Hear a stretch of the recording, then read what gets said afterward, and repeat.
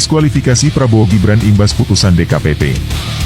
Oleh Petrus Celestinus, Koordinator TPDI dan Perekat Nusantara.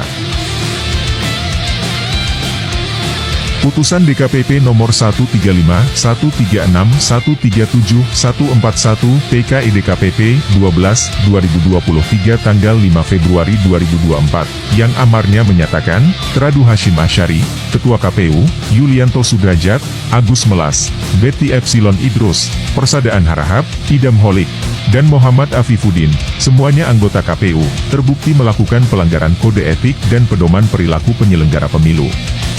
Berimplikasi hukum kepada tidak sah dan atau batal demi hukum status pencapresan Prabowo Gibran dalam Pilpres 2024. Alasan Majelis DKPP dalam putusannya itu adalah, karena berdasarkan penilaian atas fakta dalam persidangan, yang diperoleh dari keterangan para pengadu.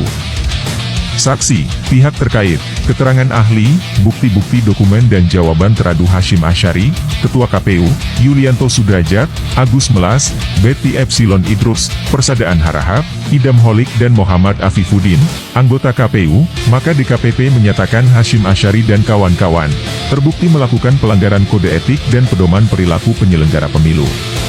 Karenanya, DKPP dalam pertimbangan dan kesimpulannya memutuskan dengan putusan DKPP yaitu, menjatuhkan sanksi administratif berupa peringatan keras terakhir kepada Hasyim Asyari, Ketua KPU. Sedangkan komisioner KPU lainnya dijatuhkan sanksi administratif berupa peringatan keras. Keputusan progresif. Dengan putusan DKPP dimaksud, maka, secara moral legitimasi KPU telah mengalami kehancuran di mata publik.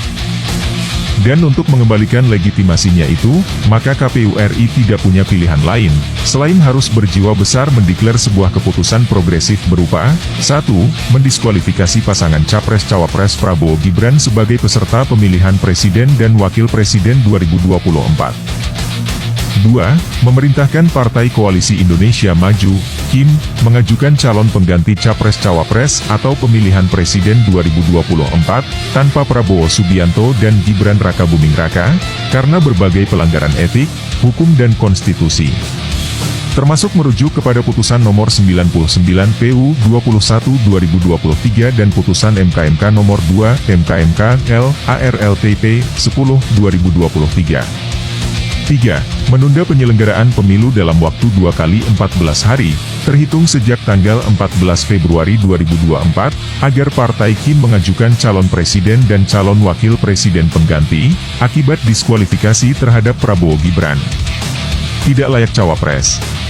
Pendiskualifikasian oleh KPU RI, karena putusan DKPP menempatkan Gibran menjadi cawapres, yang dalam memperoleh tiket dari KPU melalui perbuatan melanggar hukum dan melanggar etika. Sehingga tidak layak, tidak pantas, dan tidak sepatutnya menjadi cawapres 2024 mendampingi Prabowo. Alasan hukumnya sangat kuat. Karena keputusan KPU menetapkan Gibran sebagai cawapres bertentangan dengan etika dan pedoman perilaku penyelenggara pemilu, yang menurut Undang-Undang Nomor 30/2014 tentang Administrasi Pemerintahan, dinyatakan sebagai perbuatan melanggar hukum oleh pejabat pemerintah, karena melanggar asas-asas umum pemerintahan. Putusan DKPP ini harus dikawal pelaksanaannya, agar bermanfaat bagi perbaikan terhadap prinsip demokrasi, kedaulatan rakyat, dan konstitusi yang dilanggar, sejak nepotisme dibangun Jokowi, serta dengan memperhatikan opini publik yang berkembang. Terutama suara para sivitas akademika lintas perguruan tinggi negeri dan swasta, sebagai representasi para intelektual, cendekiawan dan ilmuwan Indonesia yang netral dan prihatin, akibat daya rusak yang ditimbulkan oleh dinasti politik dan nepotisme yang merusak partai politik, demokrasi, kedaulatan rakyat dan konstitusi. Kawal putusan DKPP.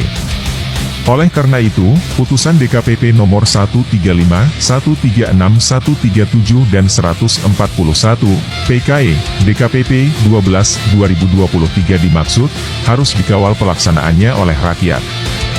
Karena KPU RI patut diduga berada dalam cengkeraman dan kendali kekuasaan dinasti politik dan nepotisme Jokowi, sehingga berhasil mengubah orientasi politik komisioner KPU, bahkan seluruh ASN, menuju sikap politik monoloyalitas, pada kepentingan dinasti politik dan nepotisme Jokowi.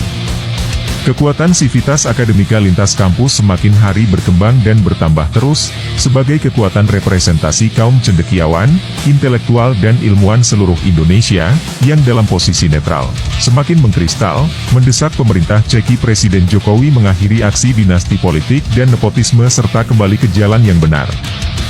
Sebagaimana list nama-nama kampus, antara lain, Universitas Gadjah Mada UGM, Universitas Islam Indonesia UII, Universitas Negeri Hairun Ternate, Universitas Andalas Padang, UIN Sunan Kalijaga Yogyakarta, Forum Guru Besar dan Dosen, Universitas Lambung Mangkurat Unlam, Unika Atmajaya, Universitas Indonesia UI, Universitas Muhammadiyah Yogyakarta, Universitas Pajajaran Bandung, UIN Syarif Hidayatullah Jakarta, ITS Surabaya, Universitas Riau, Universitas Lampung Unila, dan lainnya.